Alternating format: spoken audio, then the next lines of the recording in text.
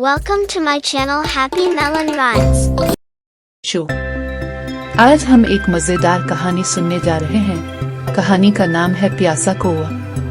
तो तैयार हो जाओ, चलो शुरू करते हैं। एक दिन की बात है। गर्मी बहुत ज्यादा थी।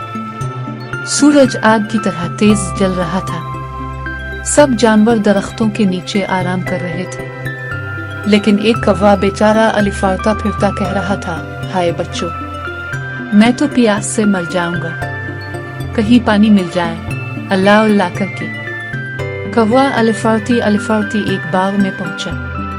वहां एक पुराना सा घड़ा पड़ा था। कौवा खुशी से बोला, वाह वाह, देखो तो मेरी किस्मत जाग गई है, पानी का घड़ा मिल गया। लेकिन जब अंदर झांका तो पानी बहुत नीचे था। कौवा चोंच डालने की कोशिश करता है, मगर अरे ओह, ये क्या, पानी तो बिल्कुल नीचे है, मेरी चोंच वहां तक नहीं पहुंचती, अब क्या करूं। कौवा सर पकड़कर बैठ गया। फिर अचानक हंसते हुए बोला, हाँ, मैं कौवा हूँ, अक्लमंद कौवा, मैं कोई हार मानने वाला नहीं। उसने जमीन पर पड़ी छोटी छोटी कंकड़ियां उठाई और एक एक करके घड़े में डालने लगा। ठुक ठुक ठुक, घड़ा आवाज करने लगा। और क्या हुआ, पानी आहिस्ता आहिस्ता ऊपर आने लगा। कौवा खुश होकर नाचने लगा। ओह, देखो बच्चों, पानी ऊपर आ रहा है, अब तो मजे से पी लूंगा। कौवा ने चोंच डाली, मीठा सा पानी पिया और खुश हो गया।